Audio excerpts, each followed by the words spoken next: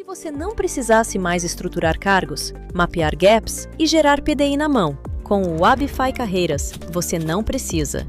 É uma plataforma que conecta tudo que o RH precisa para desenvolver, avaliar e evoluir pessoas. Estruture toda a arquitetura de cargos com apoio da IA. Ela organiza descrições padronizadas, faixas salariais e hierarquias automaticamente. A IA mapeia as competências de cada cargo, identifica os gaps do time e prioriza o que realmente importa para o desenvolvimento. Com o gap identificado, a plataforma gera o PDI e monta a trilha de cada colaborador automaticamente. A IA gera avaliações 360 graus, com base nas competências desenvolvidas, unindo a visão de gestores, pares e do próprio colaborador. A mesma estrutura orienta a evolução de carreira e a mobilidade interna, conectando as pessoas certas às oportunidades certas. E no final, a IA une os resultados e entrega indicadores claros sobre o retorno real do desenvolvimento. Wabify Carreiras, uma plataforma que reúne tudo o que o seu RH precisa para desenvolver, avaliar e evoluir pessoas. Conheça! Olá, pessoal! Sejam muito bem-vindos ao Fórum IA no RH, primeiro fórum online da Wabify. Estou super feliz de estar aqui com vocês nesse primeiro fórum. Trouxemos especialistas incríveis para a gente unir esses dois mundos de gestão de pessoas e inteligência artificial. Hoje eu estou aqui com o Gui Loyola, cofundador e CEO da Chiefs Group. E a gente vai falar sobre design organizacional na era da IA. Gui, o palco é completamente seu. Seja muito bem-vindo. Boa, obrigado, pessoal, pelo convite. Espero que seja produtivo o papo aqui. Acho que estamos num excelente momento para repensar muita coisa e se você sair com mais perguntas do que respostas, talvez tenha agregado aqui o nosso papo. Me apresentando rapidamente, eu sou o Gui. Para vocês conhecerem um pouco da minha trajetória, eu passei pela Endeavor, que apoia negócios de alto crescimento, liderei a área de pessoas na Movile, que investiu no iFood, na Simpla e vários outros negócios de tecnologia. Depois comecei a trabalhar com M&A, fusão e aquisição, e meu primeiro projeto de M&A foi um desastre, deu tudo errado, e como a gente não conseguiu comprar uma empresa que estava tentando comprar, tomou-se a decisão da gente tentar montar internamente. Eu recebi um convite para empreender na Movile, saí do RH, fui fazer produto e novos negócios, montar uma fintech, e aí encurtando a história, a gente saiu de 4 pessoas para 300, atingimos o break-even dessa operação, e depois a gente fundiu esse negócio com o iFood. Depois desse ciclo eu vim empreender a Chiefs. Então, o meu caminho é uma mistura entre pautas de negócio e de gente, que é onde mora o meu coração e minha principal expertise. Quando a gente fala desse tema de design organizacional na era de IA, na prática, gente, 100% dos temas de gestão eles estão sendo disruptados por IA. Vocês podem acreditar em mim ou não, tem N temas, seja se a gente olha para o impacto disso em liderança, em recrutamento, em clima, em engajamento, tudo vai mudar, literalmente tudo, né? Só que quando a gente olha esse movimento, a gente está vivendo a maior janela de oportunidade que já existiu para o RH aportar valor, porque o design organizacional ele não acompanhou esse movimento nas organizações. A gente começou a querer muda a empresa, muda rápido, todo mundo fica fluente em IA muito rápido, sem mexer no design de como a gente está se organizando para ter chance de ser bem sucedido nesses movimentos estratégicos, né? Então, o que acontece? A gente já sabe, né, que a gente está avançando para ter uma pirâmide um pouco mais achatada com esse movimento de IA, com menos camadas de liderança, só que a gente vendo um modelo, né, eu não sei se... Eu sou meio nerd, eu vou estudar as coisas a fundo. Esse modelo piramidal que a gente conhece, ele vem de escolas ou militares, ou religiosas, ou fabris. E nem todo mundo mais está, nem todo mundo está nesse contexto. E aí o que acontece? A gente pega esses modelos, carrega por muitos anos, muita coisa mudou, mas o trabalho e a forma como a gente está organizado mudou muito pouco, né? E agora, para essa área de IA, a gente está vendo que as organizações vão tender a ir para um desenho mais ou menos como esse da direita, né? Onde vai ser muito importante a gente ter uma plataforma onde todos os times operam, com governança dados e que a gente consegue colocar uma camada de inteligência artificial e a gente vai ter menos níveis de lideranças e mais times, tanto de gente como de agentes, atuando em cima de problemas relevantes, né? Qual que é o ponto aqui? Esse desenho, ele muda completamente a lógica como a gente desenha os nossos times, né? Eu queria que vocês parassem para pensar, peguem o desenho que a tua empresa tem hoje e pensem assim, que premissas que foram usadas para desenhar, para justificar a forma como a gente está organizado. Marketing, vendas, tech, parará em caixinhas, em quantos níveis, a definição de escopo, o que tinha por trás da decisão da gente se organizar dessa forma, né? E principalmente, quais são essas premissas que vocês vão pensando aí no caso de vocês, que talvez a gente precise questionar e começar a mudar no desenho das nossas organizações, né? Então, aqui eu estou deixando alguns exemplos, mas via de regra, a gente utilizou por muito tempo hierarquia como uma forma ou um silo de conhecimento. Então, não, tecnologia fica na área de tecnologia, venda fica na área de venda, né? E aí, quando a gente vai para um mundo mais complexo e que muda a todo momento, talvez eu precise de múltiplas expertises para resolver um problema, e aí não faz sentido, talvez, ficar cada um no seu quadrado, cada um na sua caixinha, isso deixa a empresa lenta, né? Como é que a gente faz para combinar os níveis de expertise que a gente tem dentro de casa para resolver um problema relevante, né? Então, vou dar um exemplo. A Amazon está testando montar times ignorando completamente a hierarquia, né? Para ampliar a velocidade do negócio. Então, por exemplo, a gente geralmente pensa assim, nossa, se o Gui é diretor, então nós temos que pôr um gerente, ou tem que pôr outra coisa embaixo do Gui, né? Eles estão fazendo um experimento que é o seguinte, cara, eu não quero saber o cargo do Gui e nem de quem vai trabalhar com o Gui. Eu quero saber quais são os problemas relevantes dessa empresa e como eu monto o melhor time em torno desse problema, para o negócio avançar, para a estratégia ir para frente, né? E se a gente entender que nesse cenário o Gui vai liderar X pessoas, inclusive gente tão sênior quanto ele, isso é bom para o negócio. A gente vai atuar com os melhores talentos dentro dos principais problemas, né? Só que por muito tempo a gente pegou aquela lógica lá militar, religiosa e fabril e replicou de que não, tem que ser baseado na hierarquia. Não, as funções têm que ser definidas por uma descrição fluida, aliás, estática, né? Da gente falar assim, oi, qual que é o meu job description? Qual que é o meu escopo? O que eu posso fazer, o que eu não posso fazer, né? E eu tenho visto que eu tenho brincado aqui na TIS, se alguém me perguntar qual que é o meu job description para o ano que vem, eu falo, se eu me arriscar a responder, talvez eu erre. Por quê? Porque os negócios não sabem como eles vão estar daqui a 1 ano e meio, como é que a gente vai projetar um nível de concretude para cada indivíduo que está ali, né? Isso se desdobra para como é que a gente olha para alinhamento de expectativa, como é que a gente olha para as habilidades que a gente precisa, como é que a gente olha para planejamento de carreira dessas pessoas, né? E o outro ponto é o desenho de ter líderes fazendo um papel, principalmente no meio da camada, como intermediários de qualificar a informação, isso vai passar a não ser suficiente, né? Então, eu estou dando 3 exemplos, mas eu queria que vocês realmente pensassem quais são as premissas que estão por trás do modelo que você trabalha hoje e o que eventualmente a gente precisa questionar para conseguir ajudar o negócio a transformar na velocidade que o mundo espera que ele transforme, né? O fato é, a gente por muito tempo tomou decisões de design organizacional muito baseado em benchmark, o que a outra empresa está fazendo, como é que estão meus pares do meu setor, e isso está cada vez mais defasado. Porque agora, por exemplo, o nível de maturidade tecnológica que tem dentro da tua operação, ele arbitra o desenho que você vai ter da tua estrutura. Você vai ter mais ou menos gente, em que área, né? O fato é, pensem, como é que foi o processo de design organizacional do seu negócio para esse ano? Então, as empresas geralmente vão lá em algum período do ano, fim do ano, início do ano, montam um planejamento estratégico, falam, tá bom, a gente está organizado da melhor forma para conseguir garantir capacidade de execução disso aqui que a gente está se comprometendo a ter como ambição esse ano, né?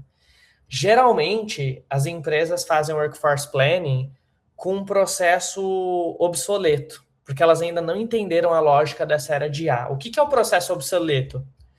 Workforce Planning, por muito tempo, funcionou para responder essas 3 perguntas, né? Como é que liderança fazia esse trabalho?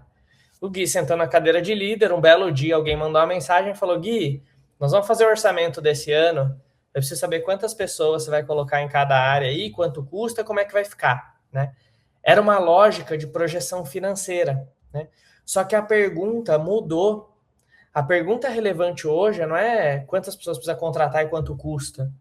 A pergunta é, quais são as capacidades que a gente precisa garantir dentro do negócio e com que tempo para que o negócio consiga ser bem sucedido no mercado. Porque não adianta eu ser super eficiente e eu perder o jogo no mercado, né? Brincando aqui, a empresa vai morrer eficiente, né? E isso muda tudo no papel da área de people, porque a gente passa de ser um gestor de headcount e passa a ser um arquiteto de capacidade, né? Então, basicamente, as 3 perguntas para a gente pensar em como a gente está organizado e como é que a gente planeja a nossa estratégia de talento por um período de meses, são essas 3, que é quais são essas capacidades críticas que eu preciso ter ao longo do tempo, dada a minha estratégia, como eu construo e acesso essas capacidades, então a partir de N intervenções de talentos aqui, contratar, desenvolver, enfim, a gente já fala mais sobre isso, e qual é o tempo, a velocidade que eu tenho para fazer isso, né? Por que essas coisas importam, gente? Toda vez que a gente fala de montar uma estratégia de talento, eu vejo essa discussão sendo fragmentada, né? E aqui tem um framework de como a gente aqui na Chiefs gosta de pensar a estratégia de talento. O que é esse exercício na prática? A gente pega lá a estratégia de negócio, a gente entende no Workforce Planning, cara, o que eu preciso de capacidade, quais são os gaps que eu tenho, como é que está meu mapa de talento interno, como é que estão minhas posições-chave, qual é essa combinação de perfil, competência, experiência e comportamentos que eu preciso ter, e o output desse diagnóstico abastece tudo que está para baixo, né? O que eu vou fazer aquisição de talentos, como é que eu vou tratar a minha estratégia de liderança, como é que eu vou olhar para a sucessão, carreira, performance e aprendizagem aqui dentro, em resumo, né? Qual que é o ponto aqui, gente? O que eu estou falando para vocês não é nada novo num processo de workforce planning. Brincando aqui, né? O job to be done, a missão que a gente precisa resolver, ela é a mesma. O que mudou drasticamente é o como a gente entrega esse job to be done. Por quê? Porque a proposta de valor mudou. Eu não quero mais só custo, eficiência financeira marginal. Eu preciso de prontidão para vencer no mercado em um cenário completamente dinâmico que muda a todo momento, né? Então, imagine assim, a gente poderia investir um bom tempo aqui aprofundando em cada uma dessas caixinhas. Eu queria aprofundar em 3 especificamente, e eu queria que vocês fossem pensando o que precisa mudar para adaptar a forma como você toca essa caixinha dentro do teu negócio. Então, por exemplo, quando a gente fala de workforce planning, uma coisa era eu fazer todo um planejamento de força de trabalho num cenário estático, onde as funções são claras, elas permanecem constantes ao longo dos próximos 10 anos. Eu sei exatamente o que eu vou precisar para daqui 5 anos. Eu sei quais competências eu preciso formar as pessoas e essas pessoas seguem um caminho linear. Outra coisa é o cenário que a gente está vivendo hoje dinâmico, onde o desafio de negócio ele transcende as caixinhas do organograma, né? Quando você olha a competição de mercado, ninguém quer saber se esse problema é de venda, esse problema é de marketing, esse problema é de estratégia, esse problema é do financeiro. Se a empresa tem um problema de crescimento, pouco importa como isso vai se desdobrar, o trabalho a ser feito nas caixinhas. O que importa é que o negócio tenha progresso. Portanto, essa discussão da caixinha, de manter tudo estável, ela deixa de fazer sentido, né? Segundo ponto, design organizacional virou full-time job, né? Os negócios que faziam esse trabalho uma vez no ano eram vistos como, nossa, a gente está fazendo super bem, a gente faz o planejamento estratégico, já desdobra isso num trabalho de design organizacional e a gente acelera a execução ao longo do ano. O que está acontecendo, né? Peguem os últimos anos, a frequência de mudança que a gente viveu, né? Pensa assim, cara, a gente teve a pandemia, aí falaram assim, vai durar 2 meses, 1 mês, aí depois vai melhorar. Aí depois a gente descobriu que ia durar 1 ano. Aí quando deu 1 ano, acabou a pandemia, a gente falou, agora vai melhorar. Aí veio recessão econômica, aí a gente teve aquela onda de layoffs e alguém falou, não, passou, agora vai melhorar.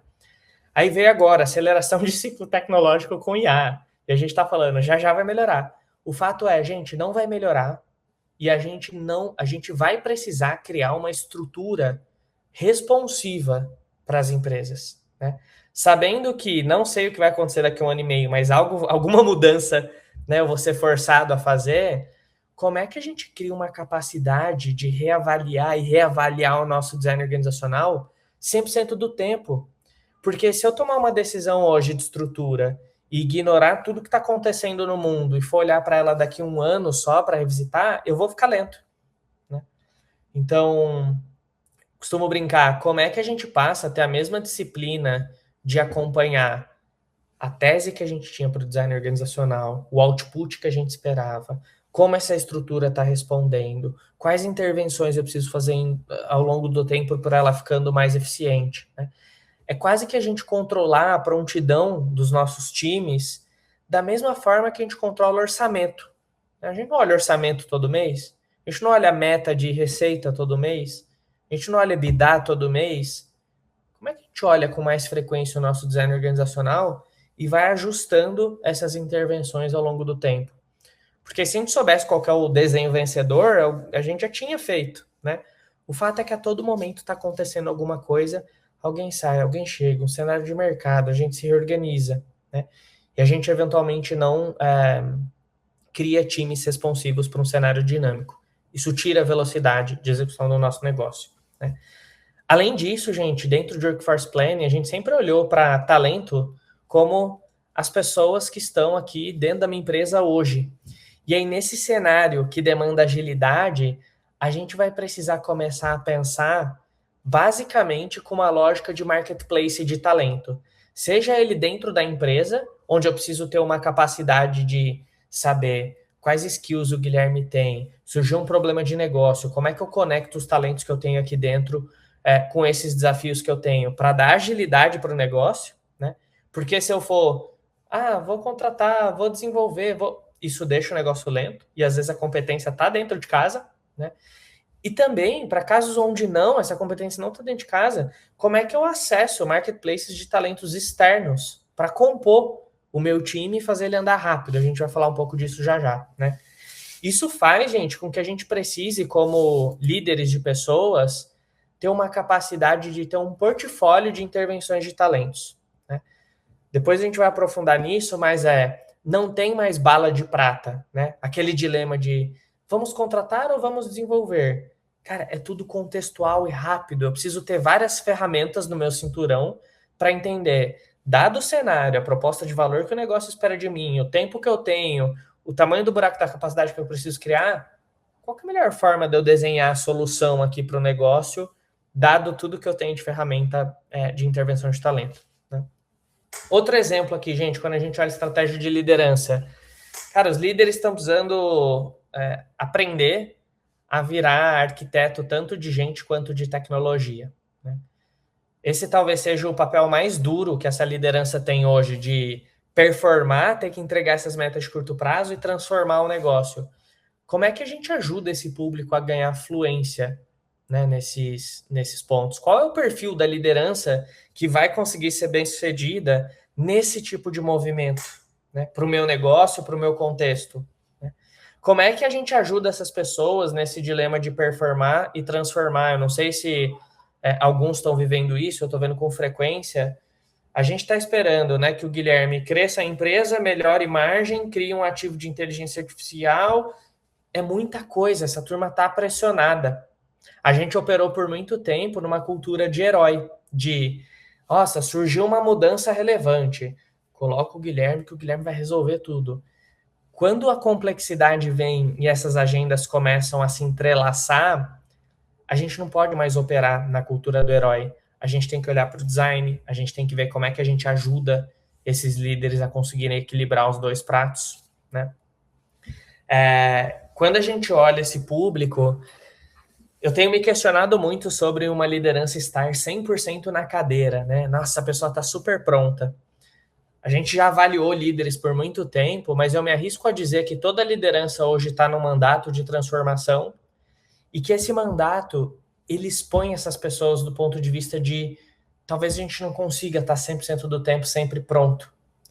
E aí talvez a gente deva, ao invés de buscar pessoas que estão 100% prontas, buscar como eu exponho as pessoas no contexto certo e apoio elas com velocidade para conseguirem, em cenários dinâmicos, ampliar a prontidão delas, sabendo que vão vir desafios que a gente não tem resposta ainda, né? Como é que a gente ajuda essas pessoas a ganharem fluência nesses pontos de pessoas e tecnologia, vindo de um background que às vezes não é nem de pessoas e nem de tecnologia, né? Eu vi pesquisas que contam que a maior parte das pessoas que estão em cadeira de CEO hoje são pessoas que ou vieram do background de crescimento, vendas ou marketing, ou vieram do background de finanças. E essas pessoas estão sendo completamente desafiadas agora a ampliarem a tua fluência nos temas de pessoas, porque a grande vantagem competitiva agora ela não está em cima de ativos pesados, ter prédio, ter fábrica, ter frota, e está em cima de como é que eu garanto times capazes de executar a minha estratégia em ciclos curtos. A tecnologia está ganhando um custo marginal, está ficando cada vez mais acessível, montar produto está cada vez mais simples com o avanço da IA, e o diferencial vai ser qual que é a capacidade desse negócio de ler o cenário competitivo dela, definir um plano, capturar valor em ciclo curto e repetir esse processo. Isso está intimamente ligado à capacidade dessa pessoa, dessa liderança, orquestrar a gente, garantir prontidão desses times e avançar. É menos sobre ter todo o cenário perfeito e mais sobre como eu garanto o progresso na minha estratégia, mais rápido que os meus competidores, né? Quando a gente olha o modus operandi, a nossa liderança sempre foi cobrada por previsibilidade. Você tem que saber o forecast. Quanto é que a gente vai bater de faturamento em dezembro, né? E eu não estou dizendo que forecast não é importante. Eu estou dizendo que, às vezes, a gente está gastando um tempo desproporcional discutindo se nós vamos crescer 2 vezes ou 2,2 vezes e sendo menos e gastando menos tempo com o que importa, que é quais são os potenciais caminhos aqui, vou chamar isso de foresight, e como é que a gente garante que, dado que a direção está minimamente correta, a gente amplia a nossa chance de executar o máximo possível nessas janelas, nesse quarter, nesse semestre, nesses próximos 10 meses. E por último, gente, a liderança vai ser extremamente cobrada por ética, seja com as pessoas, seja com o próprio uso de tecnologia nesses tempos de turbulência. De novo, qual é o perfil dessa liderança? Como é que a gente letra essas pessoas? Como é que a gente acompanha e dá governança para esses dilemas éticos, né? Então, eu estou tocando em alguns temas, mas a gente sempre olhou para a estratégia de liderança de vamos fazer um treinamento. Cara, olha o nível de complexidade que está em torno do papel dessas pessoas hoje. Qual que é o nosso papel como líderes dessa estratégia de liderança para apoiar esse grupo a conviver com esse tipo de dilema aqui, né? Talvez isso exija ferramentas novas, né? Quando a gente olha para a estratégia de aprendizagem e desenvolvimento de capacidade, olha o tanto de coisa que está deixando a nossa vida mais difícil. Muitas empresas estão sofrendo com um débito cultural para lidar com esse novo de contexto, né? Não estava adaptado a ter plataforma de dado organizada, dar autonomia para as pessoas tomarem decisão na ponta, ter letramento tecnológico, tem um monte de coisa de cultura, de inovação, de erro, que a gente precisa agora testar um monte de coisa, né? Testa 20 coisas para acertar umas 2 e conseguir avançar. As nossas competências cada vez mais com prazo de validade mais curto. Eu aprendo até dezembro, se eu não soubesse usar o chat GPT, falava, nossa, Guilherme, você está atrasado em A. Aí deu março, já falaram, não, agora é o cloud, né? Aquilo que a gente está aprendendo está tendo um ciclo de vida muito curto. Como é que a gente vai ajudar as pessoas a se requalificarem, né, na velocidade da mudança? A gente sempre teve um papel nessa agenda de desenvolvimento meio reativo, de, né, vamos fazer o levantamento de necessidade. Guilherme, quais são os seus desafios hoje? E aí agora o negócio está pedindo para a gente ter uma capacidade de ler cenário e antecipar mudança. Ler cenário e antecipar mudança. Por quê? Porque velocidade importa, né, nesse tipo de contexto. Os líderes estão pedindo cada vez mais intervenções assertivas, personalizadas e rápidas, porque eles estão sendo cobrados por essa urgência, né? Enfim, tem vários temas aqui que fazem com que talvez a gente precisa repensar algumas premissas de como é que está a minha estratégia de aprendizagem e desenvolvimento? Ela está adaptada para esse tipo de cenário? né, para a competência durar pouco, para eu eventualmente ter que lidar com desafios de cultura que eu preciso transformar dentro da minha empresa, né? Então, por que eu estou falando tudo isso, gente? Eu estou tentando tangibilizar aqui, sem entrar em todo o framework, mas peguei 2, 3 exemplos aqui, que 100% dos temas de gente estão sendo disruptados, né? Tá bom, mas como é que a gente lida com isso? Como é que vai ser esse design organizacional, esse workforce plan, estratégia de liderança daqui para frente, né? Eu não tenho todas as respostas, quem tiver, acho que tem a resposta do bilhão aqui, mas uma convicção que a gente tem aqui na Chiefs é que as organizações, elas vão passar a ter mais ou menos esse desenho. Aquela estrutura de caixinha hierárquica, ela não vai mais fazer tanto sentido, né? Isso aqui é um conceito de organização proteica do Mike Maloney, onde ele diz que as organizações que vão ter essa capacidade de executar em ciclos curtos, elas vão ter esse desenho, onde no centro elas vão ter essa molécula, né, esse núcleo duro, as pessoas que estão aqui full-time, eventualmente presenciais, na fábrica, etc. Mas que em torno desse núcleo, as organizações vão passar a contar com múltiplos formatos de trabalho para conseguir compor essa agilidade de execução de uma estratégia. Fazendo assim com que, conforme esses talentos tenham um papel cada vez mais flexível na minha organização, eles também vão esperar formatos flexíveis de trabalho da minha organização, né? Então, imaginem, gente, o que a gente está falando aqui? Esse funil é da Gartner. O tal do ser um arquiteto de talentos que a gente está ouvindo por aí, nada mais é do que a gente criar uma capacidade de entender muito rápido essas bolinhas, que são os principais problemas de negócio. Aqui já costuma ter um primeiro trabalho, que é de sair de 20 bolinhas para chegar nas 3 relevantes, né? Da gente já fazer um filtro do que de fato importa. Conseguir entender, tá bom, dadas essas poucas coisas que importam, qual que é o nível de prontidão que os meus times estão para a gente conseguir endereçar esses 3 desafios nesse exemplo. E a partir disso, desdobrar no que a Gartner chama de projetos de prontidão de força de trabalho, né? O que é isso aqui na prática, gente? O negócio, a estratégia de negócio, ela está pedindo 3 propostas de valor da estratégia de gente. Eu queria que agora você pensasse no teu cenário, né? O quanto as coisas que você faz, as estratégias, os processos, as ferramentas que você entrega para a liderança e para os times, o quanto essas coisas estão entregando para elas flexibilidade, porque esse grupo vai ter que mudar com muita frequência, isso está dado do mercado. O quanto que você entrega está gerando eficiência financeira. Os negócios nesse cenário de incerteza, eles não estão com altíssimo nível de confiança do quanto eles vão crescer, porque ninguém sabe. O que isso faz? Isso pressiona a linha de despesa. Por isso que está todo mundo preocupado em eficiência financeira, eficiência. Acho que a eficiência talvez tenha sido uma das palavras que eu mais ouvi nos últimos 2 anos, né? E a terceira coisa é como que você faz está me ajudando a ter prontidão muito rápido nesse cenário dinâmico, né? Então, isso aqui, pensem com uma cabeça de produto, independente do que você esteja fazendo, é isso aqui que a estratégia de negócio está pedindo. Vocês responsáveis por estratégia de gente, como vocês me ajudam a mudar mais rápido, de forma eficiente, garantindo prontidão para executar aquilo que a gente está se comprometendo a fazer, né?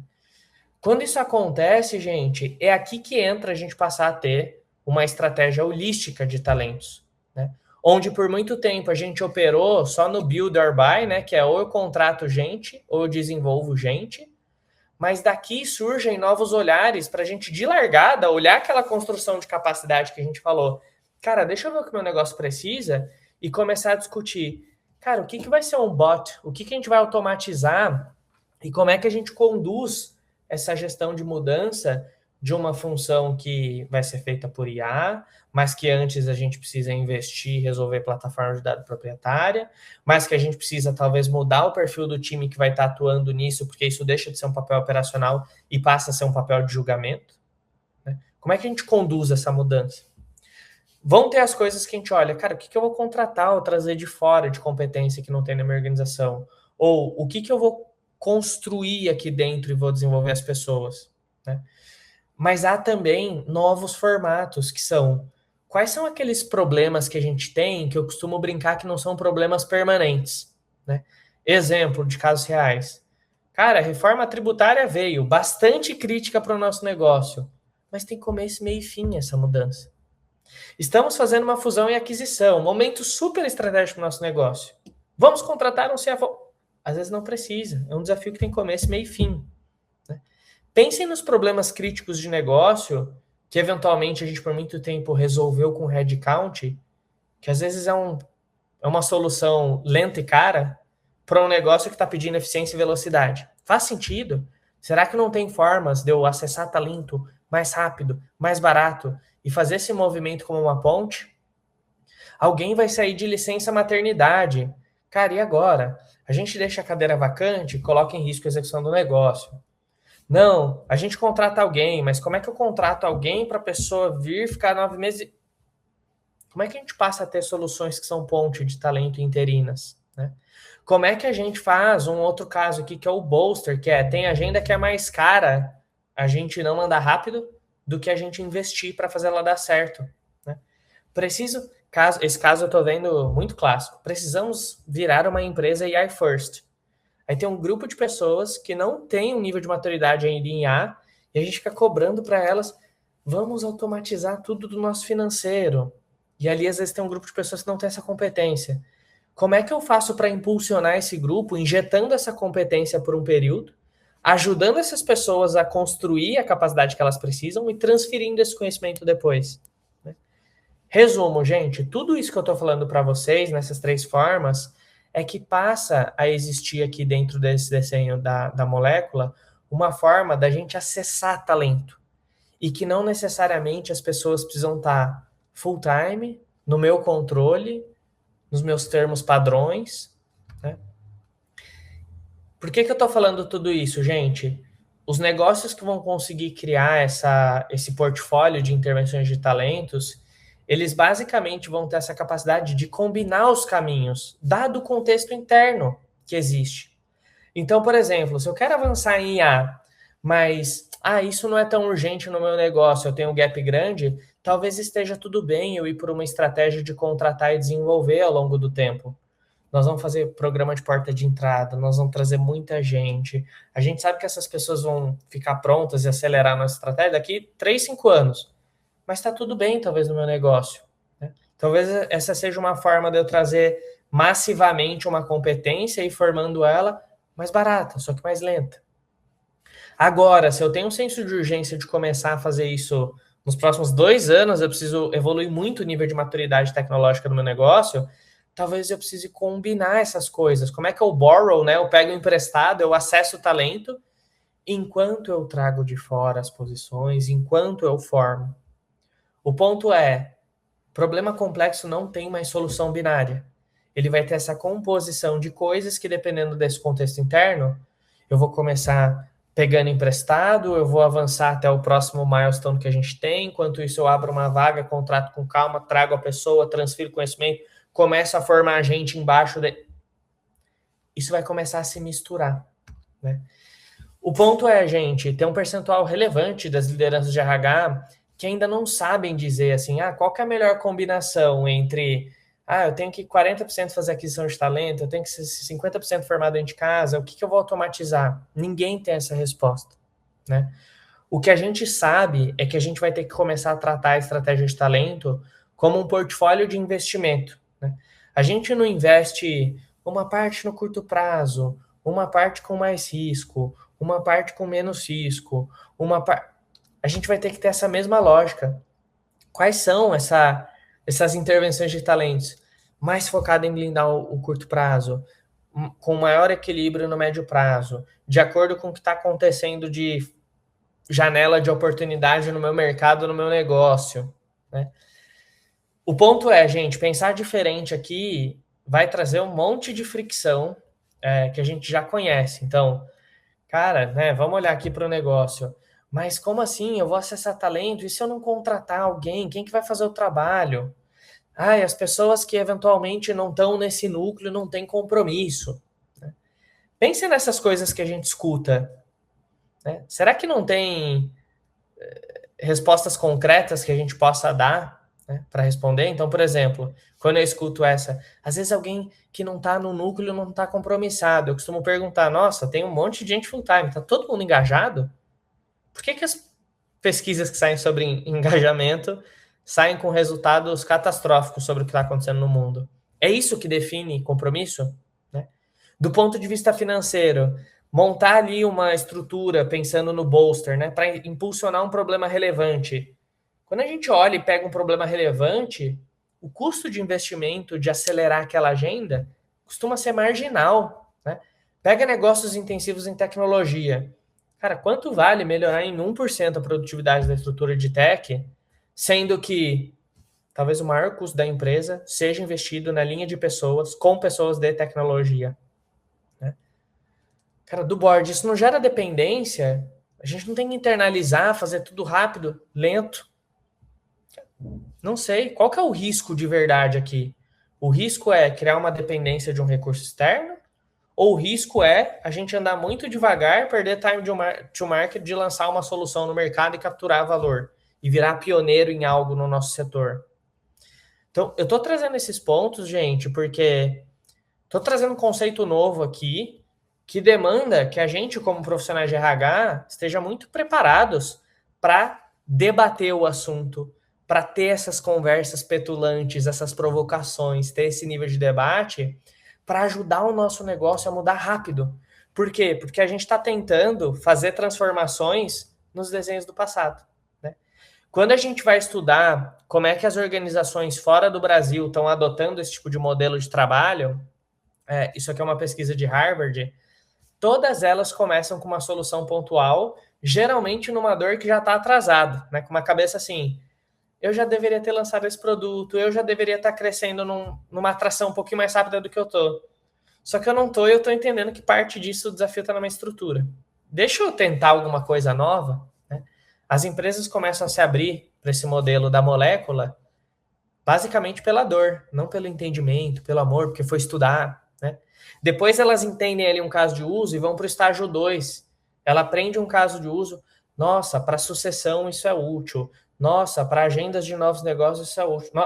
E começa a replicar só aquele caso de forma planejada, até que ela aprenda mais casos. Né? E já tem negócios mais maduros, dando como exemplo aqui, eu tive nos Estados Unidos em outubro, o Google é um dos principais usuários aqui desse sistema.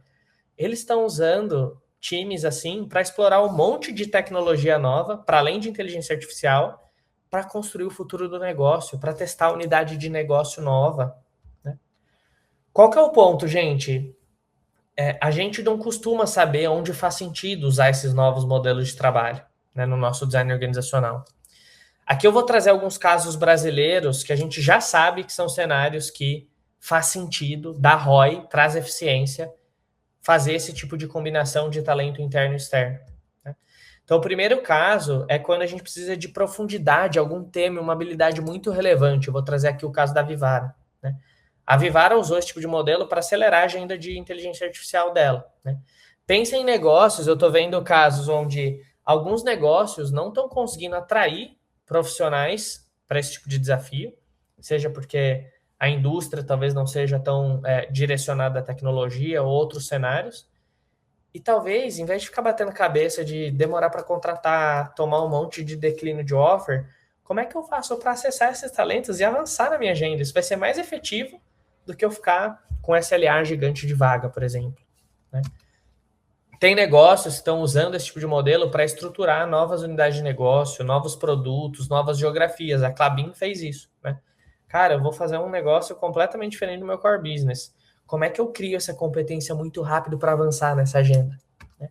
A Natura faz isso também dentro de trazer experiência de setor, de modelo de negócio. Então, por exemplo, a Natura é conhecida por cosméticos, mas a Natura tem negócios de fintech.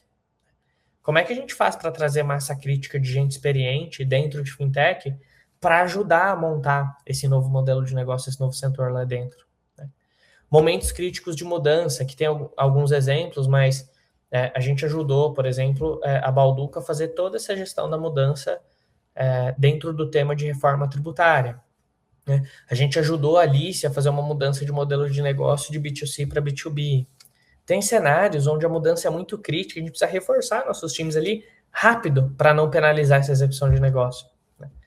Tem cenários onde a gente precisa seniorizar o nosso time, ou a gente vai ter um grande número de apostas de pessoas que são recém-promovidas, estão há menos de um ano na cadeira, que talvez eu possa plugar pessoas, tanto para ajudar essas pessoas no desafio de curto prazo, quanto para formá-las mais rápido, num cenário dinâmico. Né? Trazer aquela experiência, porque o Gui ter 10 anos de experiência num tema vai levar 10 anos. Né? Como é que eu faço para pegar emprestado essa capacidade? Né? Isso vai ser mais efetivo no desenvolvimento do Gui do que eu mande o Gui para um MBA, mande o Gui fazer um curso. Né? E o outro ponto, gente, é quando tem transições de times, seja porque alguém saiu de licença, alguém licença saúde, perdi um talento que eu não esperava e eu não posso deixar a peteca cair na execução do meu negócio. Tem alguns negócios usando, né, nesse tipo de cenário, esse tipo de modelo. Né? Então, resumo, gente, tem vários negócios, tanto esses grandes que a gente conhece, quanto negócios em diferentes setores, setor de energia, incorporadora, né, tem uma EDP, tem a Zafferano que faz luminária premium, a Terra, que é uma empresa de educação, a Portão 3, que é uma fintech. Tem muitas coisas diferentes. O que eu queria dividir com vocês? Esse tipo de cabeça não é para um negocinho inovador, ou um negócio grande, ou um negócio pequeno.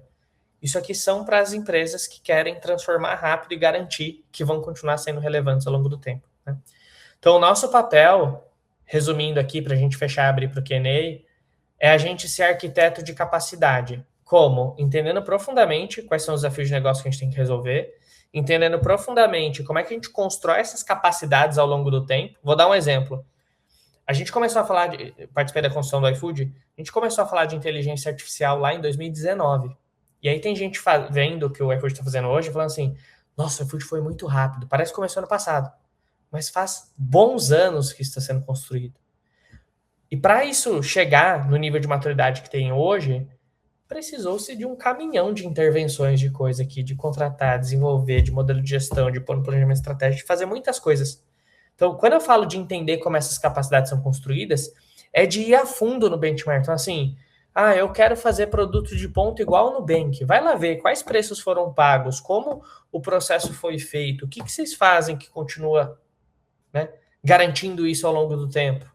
Como é que Starbucks garante que eles têm a centralidade no cliente? Como é que a Oxxo garante que ela está sempre perto no ponto dela, né, dos bairros, das pessoas? Enfim, entender essa capacidade e, a partir daí, entrar com o nosso ferramental de quais são as intervenções de talento que a gente consegue acelerar esse tipo de movimento. Né? Gente, essa é a bola da vez para as áreas de RH. Né? Ou a gente vai ficar num papel ali de suporte, de consolidação de headcount, planilha, custo marginal, ou a gente, de fato, vai ajudar o nosso negócio a ser bem sucedido no mercado e conseguir a transformar. Né? Eu não gosto dessa palavra de RH estratégico, porque acho que ela foi criada para separar o RH que faz um bom trabalho do RH que não faz um bom trabalho. Né? Isso é RH, isso é fazer RH hoje bem feito. E eu sinto, gente, que essa é a nossa era do protagonismo, assim. A gente tem muita demanda por CEOs da nossa expertise. Essas pessoas não têm o background de pessoas. A gente pode aportar muito valor para esses movimentos. A gente precisa ter uma cabeça de gerar valor acima de meu processinho de avaliação de desempenho, meu processinho de onboard. É uma cabeça de deixa eu blindar o que importa e avançar, cover and move.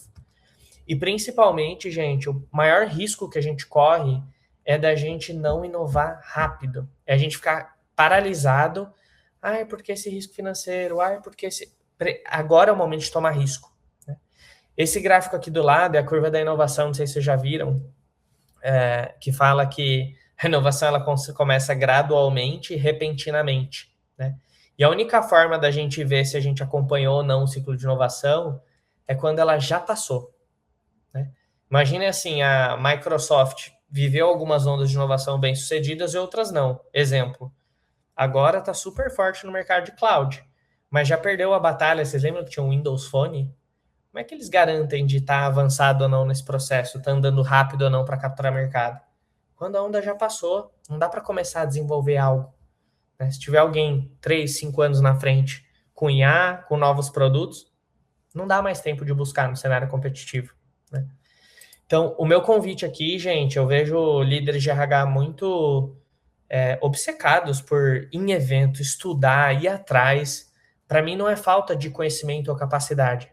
Para mim, é falta de atitude, da gente sentar na mesa lá do negócio, fazer esse tipo de provocação, levantar esse tipo de debate, começar a redesenhar coisa, tá confortável com mudanças que a gente tem que fazer, que a gente também não tem o caminho, que a gente vai ter que testar, mas que a gente sustente essa direção rápido, com alto nível de prontidão ao longo do tempo. Eu vou deixar aqui, gente, um QR Code para quem quiser aprofundar um pouco sobre esses novos modelos de trabalho, como é que a gente revisa o nosso design organizacional com mais frequência ao longo do tempo, cria essa capacidade de modular muito rápido os nossos times, e quero abrir para a gente trocar perguntas e etc. Espero que você tenha tido pelo menos uma reflexão, um insight relevante daqui hoje e um incômodo para levar para a tua empresa para estender o debate.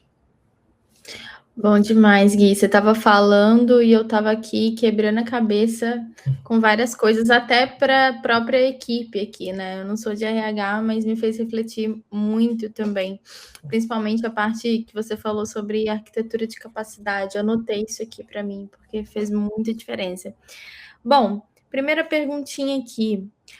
Como que a liderança pode montar esse portfólio de intervenção, mover talentos internos, desenvolver, buscar fora, sem atrasar a resposta do negócio? Como é que meneia essas duas, velocidade e estrutura? Boa. Como que eu enxergo esse tema, Duda? Basicamente, acho que a resposta disso está naquela matriz que eu mostrei, que a gente entender assim, qual que é o tamanho do gap de capacidade que a gente tem, quanto tempo eu tenho para resolver esse gap e nível de investimento. Geralmente tem algumas premissas, então tem negócios, por exemplo, estão num cenário que você fala assim, cara, eu estou com uma capacidade de investimento baixa, eu tenho caixa apertado. Então tá dado para aquele negócio que ele vai ter que pagar com o tempo. Né? E aí ele vai adotar estratégias mais lentas, porque primeiro sobreviver, depois avançar. Tô pegando o cenário extremo aqui, tá? Tem outros negócios que a coisa mais cara é não avançar. Eu contei para vocês aqui, tava nos bastidores, acabei de voltar da China. A China tem uma capacidade de investimento gigante. Qual que é o maior risco em algumas agendas de mercado deles? Né? Pega carro elétrico. O maior risco é não ganhar o mercado. Então o que eles vão fazer? Investir para trazer o máximo de prontidão no curto prazo, porque quem mais rápido penetrar este mercado nas regiões, na BYD chegando no Brasil, tende a vencer este mercado. Vamos pegar outro exemplo, vamos pegar um do nosso país, vou voltar na história do iFood. Os chineses chegaram aqui para competir com o iFood. Né? Uma coisa era um negócio que estava com baixo nível de prontidão, outra coisa é um negócio que já está um colosso pronto para ter esse tipo de briga com o cenário competitivo externo, global. Né? Isso muda. Então tem uma decisão de estratégia que é qual que é o nível de velocidade que eu quero ter e qual que é o nível de recurso que eu posso ou estou disposto a investir para fazer esse movimento. Né? Então, na minha cabeça, Duda, eu gosto mais de pensar e aí debater abertamente esses elementos para entender, tá bom, dado as premissas, a gente quer blindar mais investimento, ou o investimento vem até aqui, qual que é o nível de tempo, e aí tomar uma decisão completamente contextual do que, temos que fazer isso, né, e debater esse assunto sem contexto. E eu acho que quando as lideranças fazem esse tipo de raciocínio, isso ajuda a colocar em perspectiva o que é caro. Caro é investir no talento ideal ou caro é chegar em dezembro e, sei lá, não triplicar a empresa, que era a minha meta? Tem negócio que pode falar, eu prefiro não triplicar este ano, andar mais devagar e com a margem boa e não investir agora por XPTO de estratégia. Tem negócio que fala, vai ser uma catástrofe se eu não triplicar o negócio esse ano. Porque se eu não triplicar o negócio esse ano, eu não capto. Se eu não capto, eu não cresço ano que vem. E aí eles vão tomar decisão a partir disso. Tem que estar muito perto do negócio, né? Entender muito de mercado para conseguir tomar essa decisão ali junto com os executivos, realmente. Agora, indo um pouco para a prática, e pensando principalmente no pessoal que está escutando tudo isso, está entendendo muito sobre conceito e já está com várias ideias na cabeça, mas quando eles estão pensando em ir para a prática, qual que é o menor experimento que uma empresa pode fazer para testar esse novo trabalho, esse novo modelo de trabalho? Pega um problema relevante hoje, qualquer um, tem que ser relevante, esse ponto importa. Minha empresa não está crescendo, a margem precisa melhorar, nós estamos com churn muito alto, ou a gente precisa criar um ativo, seja tecnologia, marca, novos produtos, novas ofertas, enfim. Estamos com um problema de caixa. Pega um problema grande assim desses, né? E aí pensa, dados esses problemas, quando eu olho os meus times, quais são os gaps de capacidade que eu enxergo? Nós temos um problema, eu vou criar um cenário aqui, tá? Vamos supor que nós temos um problema de crescimento. Primeiro, qual que é a estratégia de crescimento da empresa? Porque, dependendo dessa resposta, as capacidades que eu preciso são muito diferentes. Vou dar exemplo. Uma coisa é eu crescer por aquisição de cliente. Outra coisa é eu crescer ofertando novos produtos na carteira de clientes que eu já tenho. Pega um negócio já bem estabelecido. Outra coisa é eu crescer abrindo novas regiões. Outra coisa é eu crescer via M&A, crescimento inorgânico. Outra coisa é eu crescer aumentando a retenção dos meus clientes. Dependendo dessa decisão, muda tudo. Onde a área core ou o que eu preciso blindar. Né? Então, cara, se eu vou crescer por aquisição, eu preciso estar aficionado com olhar para geração de demanda, marketing, vendas, growth, funil digital, venda. E aí, teoricamente, cara, a retenção, imagina assim, cara, por que eu vou olhar para a retenção? Você pega um negócio no início, eu tenho 10 clientes ativos. É isso que vai mudar o jogo no meu negócio ou eu trazer mais 10 todo mês?